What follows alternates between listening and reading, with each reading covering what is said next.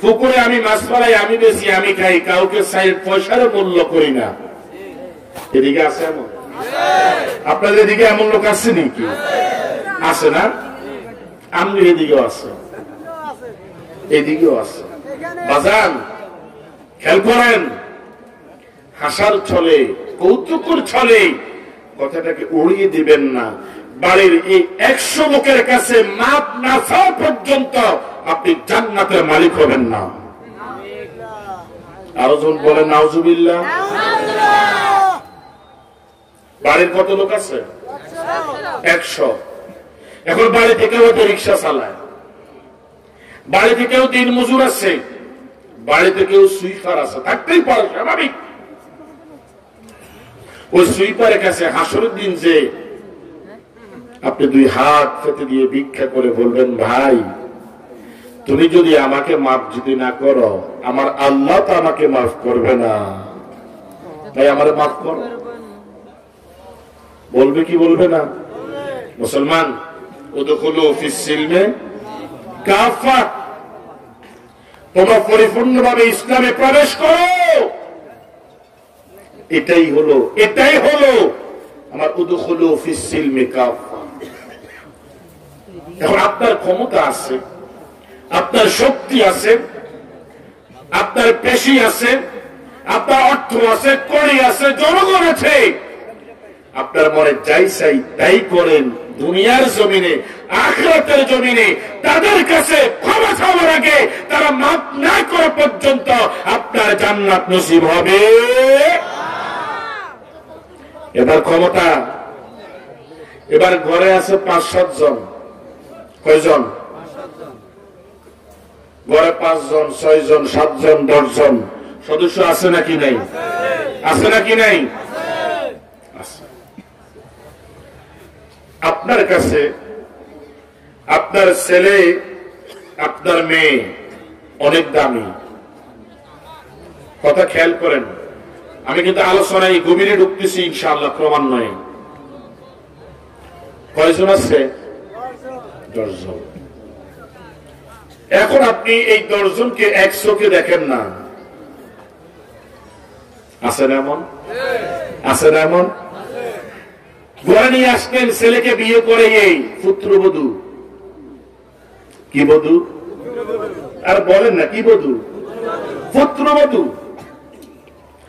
পুত্রবধূকে আপনি কাজের মেয়ে মনে করেন।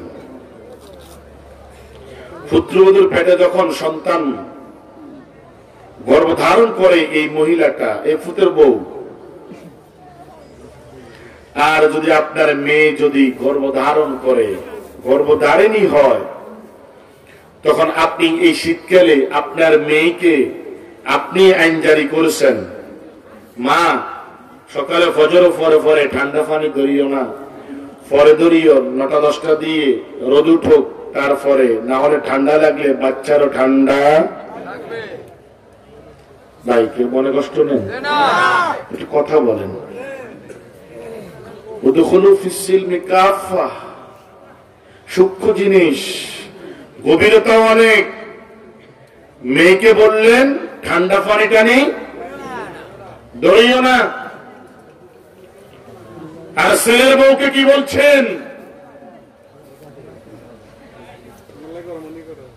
সকালে ফজর পরে পরে আমি যদি নাস্তা যদি না খাই, আমার দেমাগ ঠিক থাকে না, ঠান্ডাও বুঝি না, গরমও বুঝি না, নাস্তা চাই চাই।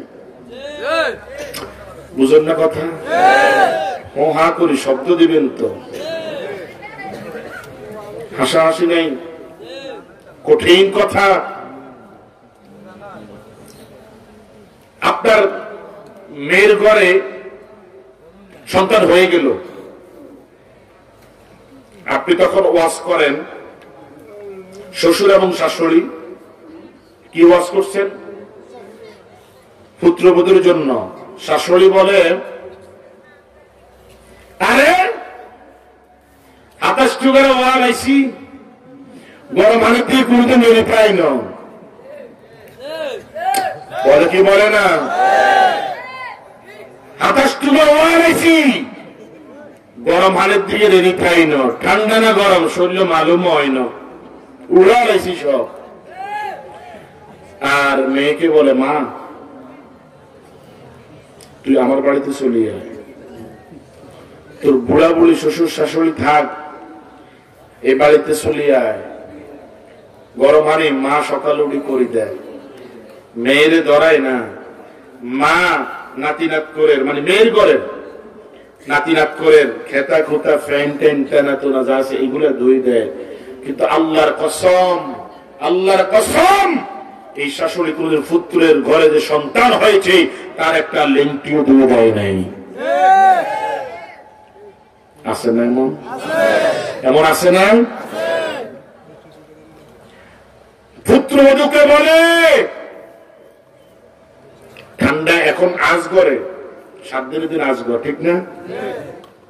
আজগরে ঠান্ডা ধরে ধরে অভ্যাস করো, নাহলে তো আরো সমস্যা দেখা দিব। এই আজগরের দিন ওই সেদিন এদিন ধরি পুতের বরে ঠান্ডা পানি খাবাইয়া ব্যবহারও করে। আর 3 মাস পর্যন্ত নিজের মেয়ের ঘরে সন্তান হওয়ার পরে 3 মাস ঠান্ডা পানি ধরতে দেয় না, খাইতে দেয় না। এটার নাম কি মুসলমান? এই কি জবাব দিবেন? কি জবাব দিবেন?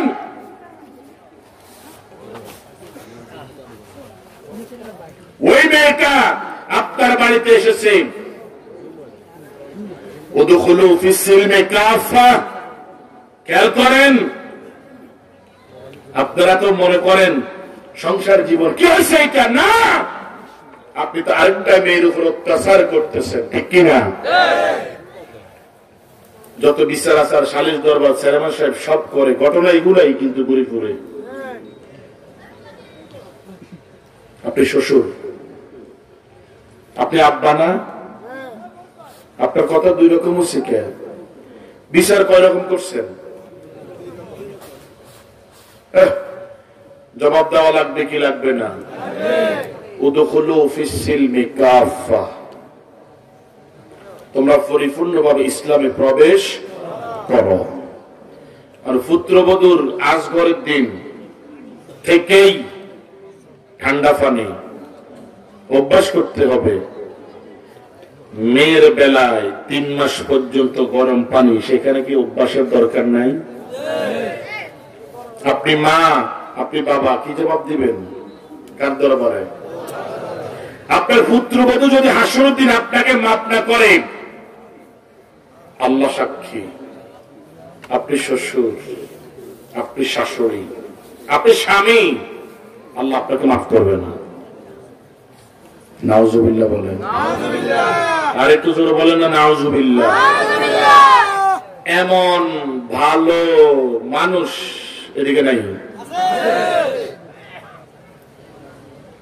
কিন্তু আল্লাহ বলেছেন উদখুলু ফিস-সিলমি কাফা, বান্দা পরিপূর্ণভাবে ইসলামের মধ্যে প্রবেশ করো, এটাই ইসলাম। আপনি কি ইসলামে আছেন? কাছে তো নাই, আপনি কি ইসলামে নাই? আরেকটা বলি, উদখুলু ফিস-সিলমি কাফা, মেয়ে আপনার ব্যথা উঠছে, বাচ্চা প্রসব হবে, বর্তমান সমাজ এগুলো দিয়ে ধ্বংস হয়ে যাচ্ছে। মুরব্বীরা আপনারা কিন্তু অপরাধী হয়ে যাচ্ছেন, কিন্তু আমি স্বামী অপরাধী এটার দিক থেকে। পুত্রবধূ আগে হোক, এখন বেচারার ব্যথা উঠছে, এখন শাশুড়ি কি বলে, অনেক 7-8টা 10টা হয়ে গেছে, ডাক্তার চোখ দেই না, কি ডাক্তার বলেনি, 2 দিন 3 দিন পর্যন্ত ছেলের বউকে এই কথা বলে বলে ঘরের মধ্যে কষ্ট দেওয়া হয়। আর মেয়ের যদি কোন রকম ব্যথা উঠে, এখন স্বামীর বাড়িতে এই মহিলাটা, এই পুরুষটা, এই মুরব্বীটা জামাইরে ফোন করি, জামাই মাইয়ের ব্যথা উঠছে তাড়াতাড়ি হাসপাতালে, না হলে কিন্তু মাইয়ের কিছু আমনের ছাড়বেন না। বলছেনি আপনারা বুঝেন আমার কথা? একদম নোয়াখালী আঞ্চলিক কথাই তো বলতেছি। ছেলের বউ 3 দিন 4 দিন 5 দিন পর্যন্ত প্রসবের বেদনায় ঘরের মধ্যে চটপট চটপট করতেছে। আপনি তাকে 20 বছর আগের, 30 বছর আগের, 50 বছর আগের ওয়াজ শোনান। 7-8টা ওয়াইফ হয়েছি, ডাক্তার কবিরাজ চোখে দেখি নাই। মা হয়তো এমন ব্যথা সহ্য করা। মেয়ের বেলায় কইছেন যদি আমার মাইয়ার কিছু হয় তো জামাই তোমার জেলের ভাত খাওয়াই ছাড়িয়া। আস্তাগফিরুল্লাহ। একই নারী, একই পুরুষ, কথা হয়েছে কয়টা? এটা বলেন, এই লোকটা যদি আমি ইমাম সাহেব হই, বলেন তো আমার পরিপূর্ণ ইমান আছে? কথা বলেন না কেন? আমি ইমাম সাহেব, আমি হাজি, আমি মেম্বার, আমি চেয়ারম্যান, আমি মুরব্বী, আমার ইমান আছে? পরিপূর্ণ নাই। কত টাটকা মুসলমান দাবি করি, করে কি করে না? বাজার মনে কষ্ট পাইছেন? মনে ব্যথা নিছেন? আজকে সমাজ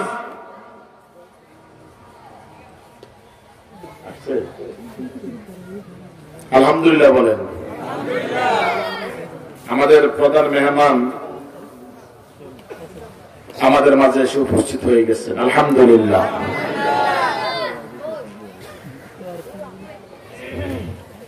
এখন আমি তো 10টা টার্গেটে রেখেছিলাম, যা হোক ইনশাল্লাহ হুজুর আসবো যত সময়, আমি যত সময় ছেড়ে দেব ইনশাল্লাহ। তো এবার আমি ইমাম সাহেব, আমি চেয়ারম্যান সাহেব, আমি মোতাওয়াল্লি সাহেব, আমি কত কিছু। আচ্ছা বলেন তো দেখি, এই যে কথাগুলো বললাম এটা দ্বারা একটাই বুঝলাম, আমি এখনো ইসলামে প্রবেশ পরিপূর্ণ করতে পারি? পারছেন?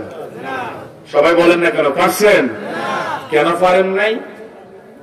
এই খুঁটিনাটি গুলোকে আমরা দোষ মনে করি না, কিন্তু আল্লাহ এবং আল্লাহ রাসূলের বিধান অনুযায়ী এটাই অপরাধ। এটা কি? এটা কি? আচ্ছা এটাকে অপরাধ এই যে মানলাম, এখন জবাব যদি হাসরের দিন আল্লাহ চায় দেওয়া যাবে? কথা বলেন না কেন? কথা বলেন, দেওয়া যাবে? দেওয়া যাবে না বাজান।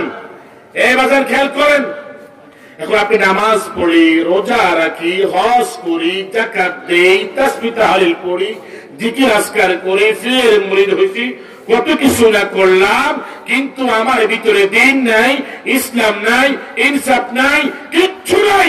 মুসলমান কেমনে দাবি করলাম?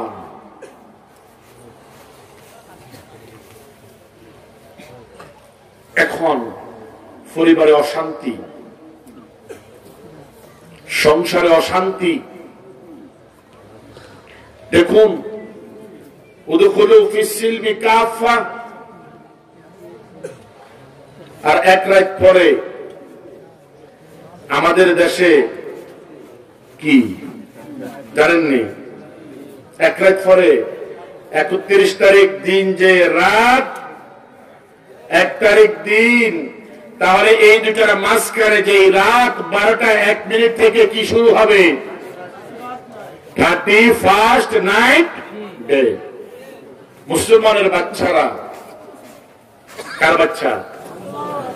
মুসলমানের বাচ্চারা ওই রাতে ঢোল, তবলা, হারমোনিয়াম, গিটার, এক বাক্যে তারা নাচ গান করে, ঠিক কিনা? কথা বলেন না কেন? কি করবে? কি করবে? নাচ গান করবে কে? কথা বলেন কে? এটা কি জায়েজ নাকি হারাম? সবাই বলেন এটা কি? হারাম।